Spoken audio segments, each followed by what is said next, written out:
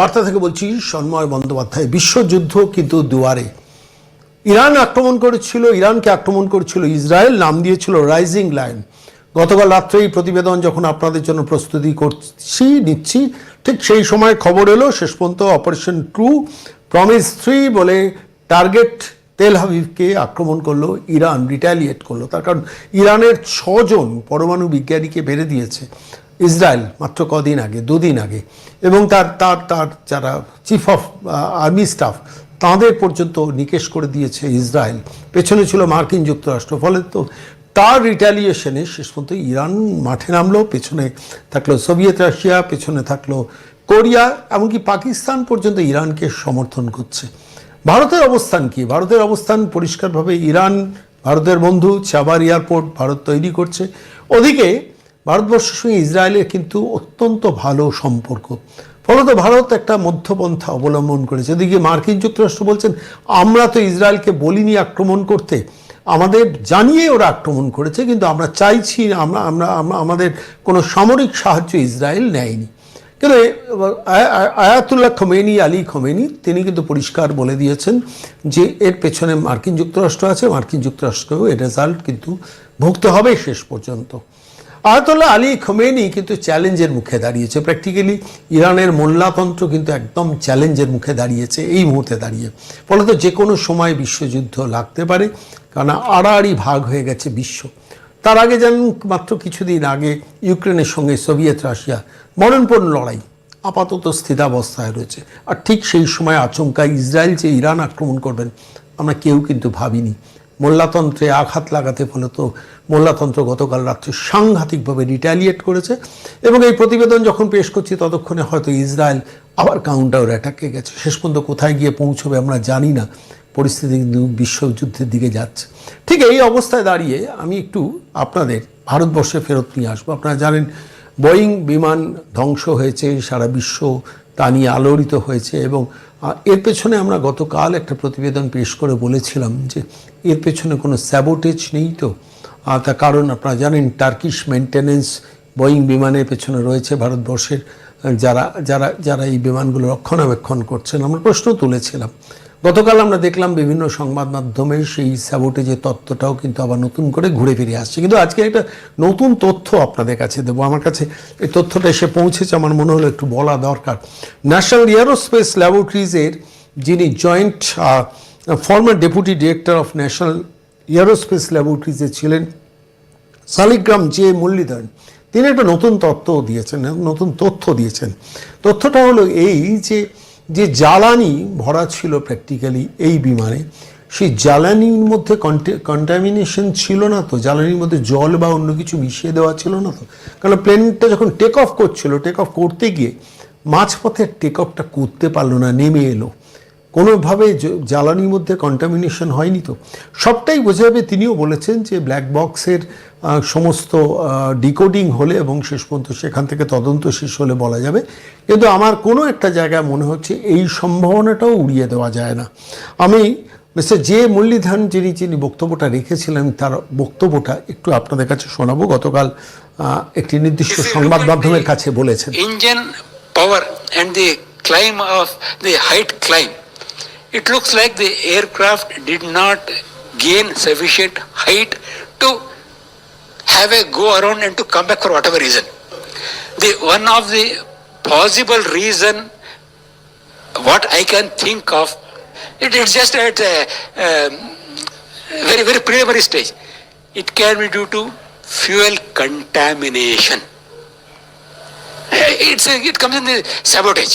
So whatever fuel you are adding, if it is contaminated with water or whatever is there, so as far as the quantity of the fuel is concerned, it will show perfect. But it is contaminated with something which prevents the burning of the fuel. So you give the power, initially it starts, but when it demands the peak power, that time it may not be giving the required peak power because of fuel contamination. অর্থাৎ স্যাবোটেজের আশঙ্কাটা কিন্তু উড়িয়ে দেওয়া যাচ্ছে না এই বিমান দুর্ঘটনায়। সেই পরিস্থিতিতে দাঁড়িয়ে ভারতবর্ষকে নতুন করে চিন্তা করতে হবে যে বিমান ব্যবস্থাটাকে পুরোপুরি স্যাবোটেজের বাইরে কিভাবে বার করা যায়। আমি আজকে ভারতবর্ষের বাইরে কিছুটা যাব, যে বিশ্বযুদ্ধ কিন্তু যে কোনো সময় যে কোনো পর্যায়ে লাগতে পারে। এই মুহূর্তে দাঁড়িয়ে আরও একটা খুব গুরুত্বপূর্ণ খবর আপনাদের কাছে আমি পেশ করব, যেখানে দাঁড়িয়ে ভারতবর্ষ ইতিমধ্যে আমরা অনেকেই জানতাম না খবরটা, সেটা হচ্ছে India Middle East Europe freight corridor সমুদ্রপথে ভারতবর্ষ গড়ে তুলছে। মুম্বাইয়ের মুন্দ্রা পোর্ট থেকে সরাসরি এই ফ্রেট করিডোরটা সরাসরি পৌঁছে যাবে পারস্য উপসাগর দিয়ে সৌদি আরব, এবং সেখান থেকে ইসরায়েলের তেল হাবিব বন্দর, এবং সেখান থেকে চলে যাবে সাউথ অফ গ্রিস। একটা অসামান্য ফ্রেট করিডোর ভারতবর্ষ চুক্তিতে যাচ্ছে, যার মধ্যে ইসরায়েলও তার অঙ্গ। ফলত স্বাভাবিকভাবে ইসরায়েলকে চটিয়ে কিছু করা যাবে না। আবার ওদিকে ইরান সেই ইরান ছাবার পোর্ট সেটাও কিন্তু খুব গুরুত্বপূর্ণ ভূমিকা পালন করছে। ফলে ভারতবর্ষকে একটা মধ্যবর্তী অবস্থান নিতে হচ্ছে। ইতিমধ্যে তেলের দাম হু করে বাড়তে শুরু করবে, তার সংকট ভারতবর্ষের উপর আছড়ে পড়বে। ভারতবর্ষের আভ্যন্তরীণ সংকট, পাকিস্তানকে মোকাবিলা করা, বাংলাদেশ নিয়ে তার স্ট্র্যাটেজি সাজানো, চীনকে নিয়ে তার স্ট্র্যাটেজি সাজানো, নানান বিষয়ে ভারতবর্ষকে নানান সমস্যা সংকটের মধ্য দিয়ে চলতে হবে। কিন্তু তারই মাঝে ভারতবর্ষের সবথেকে বড় সংকট বোধহয় ডোনাল্ড ট্রাম্প। তার কারণ এই মুহূর্তে শুধু ভারতবর্ষ নয়, সারা পৃথিবীর কাছে সংকট ডোনাল্ড ট্রাম্প। একটু ভালো করে খেয়াল করে দেখুন, জেলেনস্কিকে নিজের হোয়াইট হাউসে নিয়ে গিয়ে ওইভাবে অসভ্যতা না করলে আজকে এই পর্যায়ে বোধহয় রাশিয়া ইউক্রেনের যুদ্ধটা যে পর্যায়ে এখন গিয়ে পৌঁছেছে সেই জায়গায় পৌঁছতো না। ডোনাল্ড ট্রাম্পের হাতের বাইরে সেটা কিন্তু পৌঁছে গেছে। এদিকে ইসরায়েলের পেছনে যে ডোনাল্ড ট্রাম্প রয়েছেন এটা বলার অপেক্ষা রাখে না। ইসরায়েলকে দিয়ে ইরানকে উচিত শিক্ষা দেওয়ার জন্য পরিকল্পনা নিয়েছে। ফলত পরিস্থিতিটা যেখানে গিয়ে দাঁড়িয়েছে, ইসরায়েলের সঙ্গে ইরানের যে রক্তক্ষয়ী যুদ্ধ হবে, সেই রক্তক্ষয়ী যুদ্ধের মাসুল গুনতে হবে কিন্তু সারা পৃথিবীকে দিয়ে।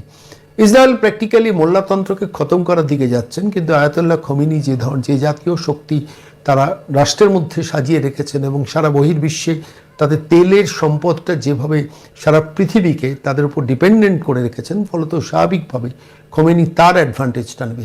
এই পরিস্থিতিতে গিয়ে দেখা যাক যে শেষ পর্যন্ত রাষ্ট্রপুঞ্জের সিকিউরিটি কাউন্সিল তারা বৈঠকে বসছেন, সেই বৈঠক কোনোভাবে থামাবেন কিনা।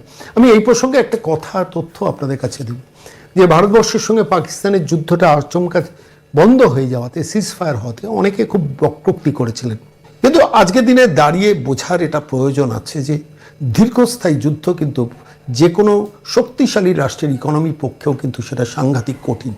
সেটা বুঝছে সোভিয়েত রাশিয়া। কেন, সোভিয়েত রাশিয়াতে যেভাবে আক্রমণটা সানিয়েছিল ইউক্রেন, ফলে সোভিয়েত রাশিয়ার 41টা যুদ্ধ বিমান কিন্তু ক্ষতিগ্রস্ত হয়েছে একটা আঘাতে।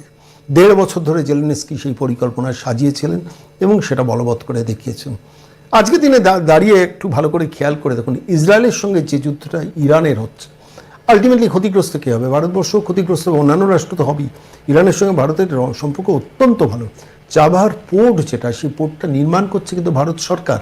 ফলত ইরানের সঙ্গে ভারতের সম্পর্ক যত ভালোই থাকুক না কেন, তেলের দাম বিশ্ববাজারে যদি ঊর্ধ্বমুখী হয়, তার খেসারত ভারতবর্ষকেও দিতে হবে।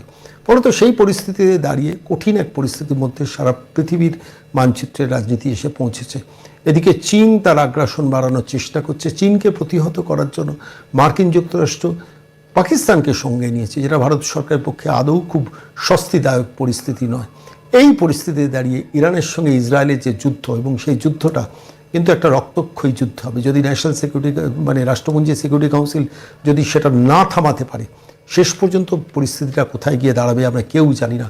অ্যাটমিক বোমা চার্জ হলেই কিন্তু তৃতীয় বিশ্বযুদ্ধের দামামা বেজে যাবে এবং তার খেসারত দিতে হবে সারা পৃথিবীকে এবং অবশ্যই ভারতবর্ষকে। ভারতবর্ষ সেই সময় দাঁড়িয়ে খেসারত দিতে গেলে চতুর্থ ইকোনমিক শক্তি থেকে তৃতীয় ইকোনমিক শক্তিতে যে উত্তরণের স্বপ্ন ভারতবর্ষ দেখছে, সেটা কিন্তু ক্ষতিগ্রস্ত হবে। আমি একটু আন্তর্জাতিক রাজনীতি নিয়ে আজকে কথা বললাম কেন, যখন এই প্রতিবেদন আপনাদের জন্য প্রস্তুতি নিচ্ছি তখন মুহুর্মুহু বারবার খবর আসছে, ইসরায়েলি মিডিয়ার থেকে খবর আসছে যে সেখানকার ইন্টারন্যাশনাল মিডিয়াতে ইসরায়েল রিপোর্ট করছে, ইসরায়েল স্বীকার করেছে যে 6টা ব্যালিস্টিক মিসাইল ইতিমধ্যে ল্যান্ড করে গেছে ইসরায়েলের ওপর।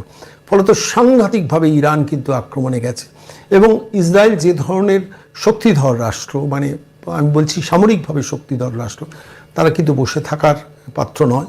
ফলত বেশি রাতের দিকে হয়তো রিটালিয়েট করবে, কিংবা আগামীকাল যদি তার মধ্যে রাষ্ট্রপুঞ্জ যুদ্ধবিরতি না করাতে পারে কিন্তু রিটালিয়েশন করবেই। মাঝখান থেকে যেটা হবে সেটা বহু সাধারণ মানুষের মৃত্যু সংঘটিত হবে। ইতিমধ্যে তেহরান শহর ছত্রাকার হয়ে গেছে, তছনছ হয়ে গেছে প্র্যাকটিক্যালি। মোল্লাতন্ত্রকে খতম করার যে অভিপ্রায় নিয়ে বেঞ্জামিন নেতানিয়াহু যিনি সেখানকার প্রধানমন্ত্রী যে শপথটা নিয়েছেন, এর পিছনে মার্কিন যুক্তরাষ্ট্রের হাত আছে। মার্কিন যুক্তরাষ্ট্র পরিষ্কারভাবে ইরানকে একদম পারমাণবিক শক্তি পরীক্ষার সমস্ত ব্যাপারে চুক্তিবদ্ধ করতে চাইছে। সামনে বলছে আমরা যুদ্ধ লড়ছি না, ইসরায়েলকে কিন্তু টোটাল ফান্ডিং থেকে শুরু করে সমস্ত শক্তি কিন্তু ডোনাল্ড ট্রাম্প দিয়ে